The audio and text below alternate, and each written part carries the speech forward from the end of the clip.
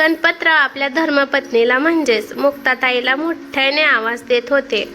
आवाज देत असताना ते म्हणाले, मुक्ता, अगं मुक्ता, मी काल तुला जे 1,00,000 रुपये दिले होते ते आण बर जरा इकडे, मार्केटमध्ये जायचंय मला. मग तिकडे शेजारीच बँक आहे, तिथे हातोहात पैसे लगेच जमा करून ठेवतो. मुक्ताताई आपला हात फडक्याने पुसत दिवाणखान्यात आल्या आणि म्हणाल्या, 2च मिनिटे थांबा, आता लगेच घेऊन येते पैसे. मुक्ताताई लगेचच त्यांच्या बेडरूममध्ये गेल्या. कपाटात असलेल्या तिजोरीत मुक्ताताईंनी पाहिलं तर तिजोरीत पैसे नव्हते. म्हणून त्याच गडबडीत मुक्ताताईंनी कपाटात असलेले कपडे, सगळे कप्पे चाचपून पाहिले, पण त्यात त्यांना काही पैसे सापडले नाही. त्यानंतर मुक्ताताईंनी आपला बिछाना, ब्लँकेट अगदी चाचपडून पाहिलं, पण तरीही त्यांना त्यात काही पैसे सापडले नाही. तेव्हा गणपतराव खोलीत आले आणि मुक्ताताईंना म्हणाले, काय ग, पैसे द्यायला एवढा वेळ? काय हालत केली या खोलीची? तुला माहिती आहे ना, मला असं अस्तव्यस्त झालेलं सामान आवडत नाही. ते अहो काय सांगू तुम्हाला, मी पैसे तर या कपाटातच ठेवले होते, अचानक कुठे गेले काय कळायला मार्ग नाही. सगळी खोली पिंजून काढली, पण मला पैसे काही सापडले नाही. म्हणून तर अस्ताव्यस्त पडलंय सगळं सामान. तुला नक्की आठवतंय ना तू नेमके कुठे ठेवले होते पैसे ते? म्हणजे काय प्रश्नच नाही, मला चांगलंच आठवतंय कुठे ठेवले होते पैसे ते. हे काय, इथे तर ठेवले होते. मुक्ताताई चाच पडून पैसे ठेवलेली जागा दाखवतात. अरे कमाल आहे, मग पैशांना पाय आलेत की काय? असे कसे गायब झाले? गौरी, शालिनी, सम्राट, सगळे बाहेर या.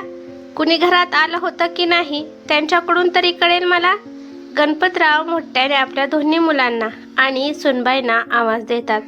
त्यामुळे दोघेही दिवाणखान्यात येतात आणि नेमकं काय झाले हे समजतं.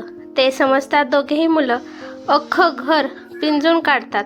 घराचा कोपरा न कोपरा शोधतात, पण पैसे काही केल्या सापडत नाही. गौरी म्हणजेच घरातल्या धाकट्या सुनबाई स्वयंपाकघरात स्वयंपाक करत असते, तर शालिनी म्हणजेच घरातल्या मोठ्या सुनबाई घर शोधूनही पैसे सापडत नाही म्हणून सासूबाईला म्हणते, आई, अहो डाव्या उजव्या हाता ठेवले असतील कुठेतरी पैसे, तुम्ही घरातच असतील. आणि आई, तुम्हीच आठवा ना व्यवस्थित कुठे ठेवले आहेत ते पैसे. अगं किती वेळा आठवू आणि सांगू तुला, मला नीट आठवतंय, कपाटातच ठेवले होते पैसे मी.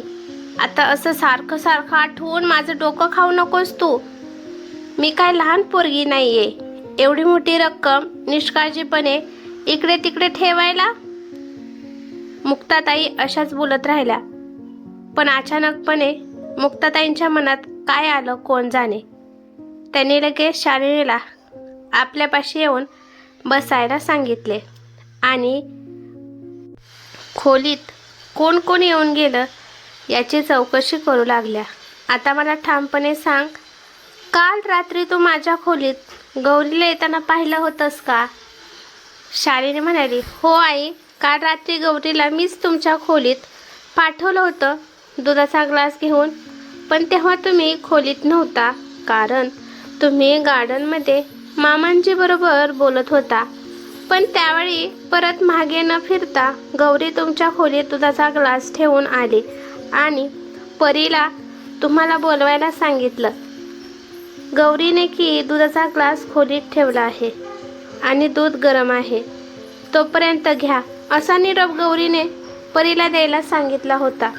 हे बघ शालिनी, तू मान किंवा मानू नकोस, पण मला गौरीवर शंका आहे की एवढी रक्कम तिनेच घेतली असणार, कारण परवाच्या दिवशी मी तिचं बोलणं चोरून ऐकलं होतं. सारंग म्हणजे तिच्या भावाला नवीन उद्योगधंदा सुरू करायचा आहे, कारण त्याची नोकरी सुटली आहे.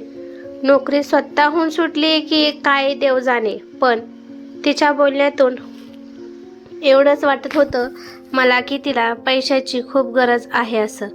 शालिनी म्हणाली, आई, असं काहीही नाही आहे, मला नाही वाटत तसं, कारण कधीच तिने खाण्यापिण्याबद्दल असं लपवून छपून स्वतः काही झालेलं नाही आणि पैसे चोरणे म्हणजे फार लांबची गोष्ट आहे. नाही, शालिनी ती खूप आतल्या गाठीची बाई आहे. या गरिबा घरच्या मुली असतातच ना, त्यांनी कधीच असा पैसा पाहिलेला नसतो. म्हणून इकडे सासरकडच्यांना लुबाडण्याचा प्रयत्न असतो त्यांचा. आणि आपल्यासोबत आत्ताही हेच घडतंय. याचा चांगलाच अनुभव घेतोय आपण. गणपतराव रागाने बोलतात. मुक्ता, फार बोललीस. आपल्या घरातील सून आहे ती. तिच्याबद्दल असं बोलताना जरा तरी भान ठेव. तू जास्त धाकट्या जयदीपची बायको आहे ती. नशीब आता जयदीप नाही आहे घरात. घडला प्रकार त्याला समजला आणि त्याच्याच बायकोवरती हे असले घाणेरडे आरोप त्याने ऐकले तर तो हे कदापि सहन करणार नाही. त्याच्या मनातून तू साफ उतरून जाशील. तेव्हा कृपा कर आणि तुझं हे फाटकं थोबाड बंद कर. तुझ्या चुकीमुळे झालंय हे सगळं. त्यामुळे तुझ्या चुकीचं खापर तू कुणावरतीही फोडू शकत नाहीस. गौरी आपल्या सासूबाईंसाठी पाणी घेऊन आलेलीच असते आणि सगळी बोलणी गौरीच्या कानावर आधीच पडलेले असतात. गौरी धीर एकवटून बोलते. आई, आधी पाणी प्या बघा बरं. किती घामाघूम झाला आहात तुम्ही. डोकं शांत करा आई आधी आणि माझं म्हणणं ऐकून घ्या. मग त्यानंतर मला घराबाहेर काढलं तरी चालेल. गणपतराव म्हणाले. बोल बेटा बोल. हे खरंय की 2 दिवसापूर्वी सारंगचा मला फोन आला होता. हेही खरंय की त्याला पैशाची खूप गरज होती. अशासाठी म्हणते मी की त्याने उद्योगधंदा उभारण्यासाठी जी काही रक्कम लागणार त्यासाठी कर्ज काढलं आणि त्याला लागणारे पैसे मिळतीलच लवकर. त्यामुळे मला पैसे का आणि कशासाठी मागेल बरं तो. आणि जरी मला पैसे त्याने मागितले, मीही त्याला आश्वासन देऊन बसलेच पैसे देण्याचं. तर आधी तुम्हाला मागितले असतेत ना मी. परस्पर का असले व्यवहार केले असतील मी. मानलं की मी एका गरीब घरामधून आलेले आहे. आर्थिक परिस्थितीही आमची चांगली नाही आहे. याचा अर्थ असा नाही की घरातली कुठलीही वस्तू इकडची तिकडं झाली की त्याचे आरोप माझ्यावर लावले जातील आणि मी गप्प बसून ऐकून घेत राहील. मी या घरातली सून आहे, चोर नाही आहे. आई, मागेही गणपतीच्या डेकोरेशनचे सामान नेहमीच्या ट्रंकेत न सापडता पोटमळ्यावर सापडलं. तेव्हाही माझ्यावर आरोप झाले होते. तुम्ही म्हणालात की माहेरी घेऊन गेले असेल, कारण आमच्याही घरी गणपती बसतात आणि तेव्हाही मला आज दोषी ठरवलं तुम्ही. मी त्यावेळेला काहीच नाही बोलले. आई, तुम्हाला सगळ्यांच्या नजरेतून उतरायचं नव्हतं मला. आणि आई, तुम्ही चोरीचे आरोप नेहमी माझ्यावर करत आला आहात. माझ्या माहेरची परिस्थिती बेताची आहे म्हणून मी तेथून जास्त काही आणू शकत नाही. तरी माझी आई मला रिकाम्या हाताने कधीच पाठवत नाही. हे सर्व बोलत असताना गौरीच्या डोळ्यामधून पाण्याच्या धारा वाहत होत्या. सगळे अगदी स्तब्ध होऊन ऐकत होते.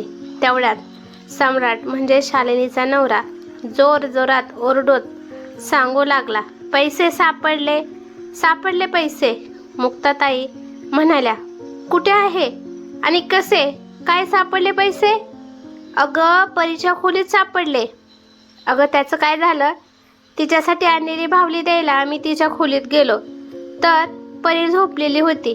मग मीच तिला उठवलं तर तिच्या पांघरुणात हे पैसे मला सापडले. मी तिला विचारलं तर तिने सांगितलं की आजीच्या खोलीतल्या कपाटाचा दरवाजा उघडाच होता. मग मला खूप सारे पैसे दिसले. मी ना मग ते शॉपिंग मानून खेळायला घेऊन आले इकडे आणि खेळून झालं की परत आजीच्या कपाटात आणूनच ठेवणार होते मी, असं परी मला सांगत होती. आपल्या मोठ्या मुलाचं बोलणे ऐकून मुक्ताताईंचा चेहरा उतरून जातो आणि आपल्या आत्मसन्मानावर झालेले घाव परत भरून निघतात. म्हणून गौरीचा चेहरा अभिमानाने परत उजळून निघतो. जयदीपही दारात आलेलाच असतो. म्हणून गौरी पटकन स्वयंपाकघरात चहा बनवण्यासाठी जाते. जणू घरात काहीच झालेलं नाही असा भाव गौरीच्या चेहऱ्यावर असतो. पण घडलेली सगळी हकीकत जयदीपला गणपतरावांकडून समजते.